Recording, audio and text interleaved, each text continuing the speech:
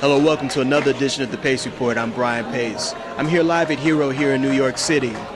Tonight, Jose James is going to take the stage, but what he does in his music is so very different than his contemporaries.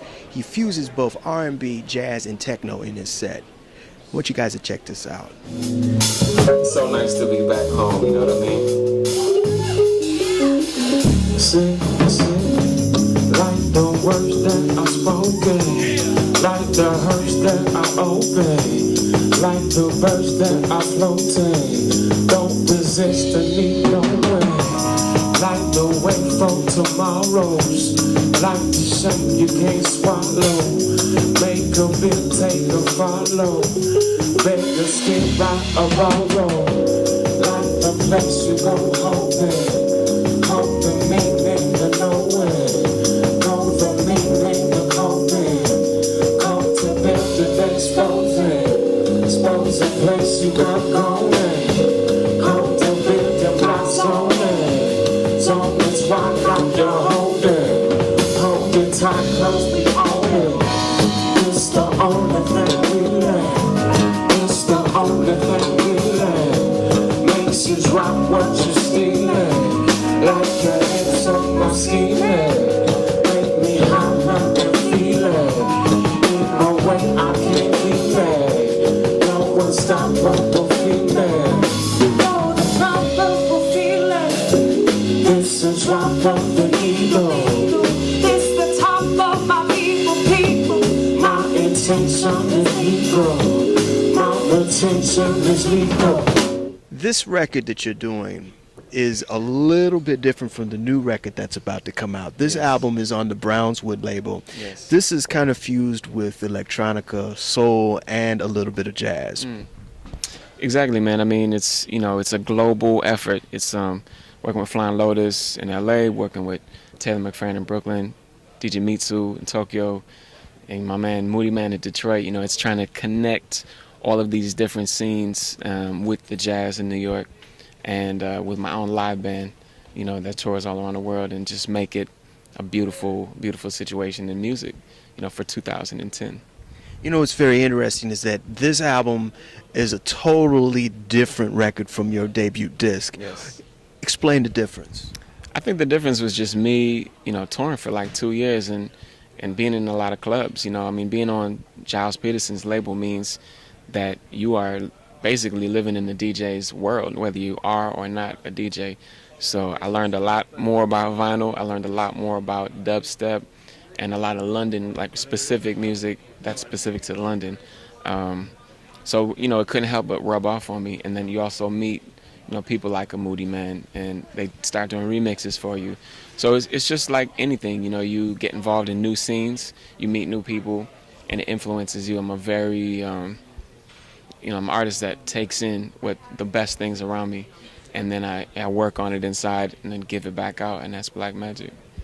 You know, what's very interesting is that you come from Minneapolis, Minnesota, and you came here to New York to study jazz, and some of your mentors, Chico Hamilton and Junior Mance, kind of helped you. They taught you another vernacular of the music. Yeah. I mean, they just brought the weight of it, you know. I mean, you can listen to it all you want.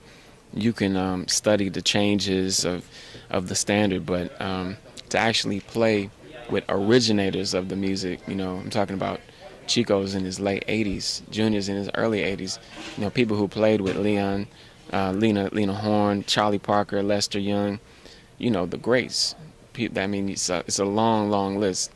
And the kind of wisdom that just comes off them and the way they play, it's so deliberate. It's like when Junior plays a chord, and when Chico plays a ride, that's the only way it's meant to be played, and they're masters at what they do. So for me, it was such a blessing to be around that kind of energy, because I could see a perspective. I could see that that's what jazz is really about. It's about living in the moment, saying, this is how I feel right now, and it's a pure, honest expression of myself, and you can't redo that. It's the what it is.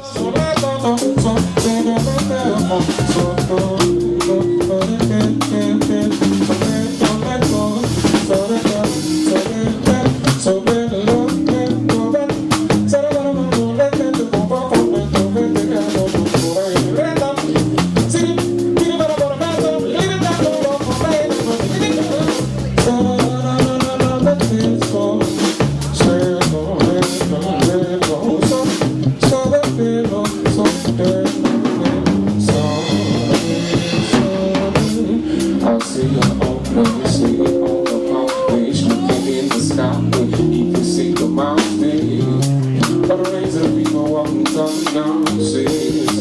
Yeah, in the car, I see the man sitting there, but the newspaper on his head.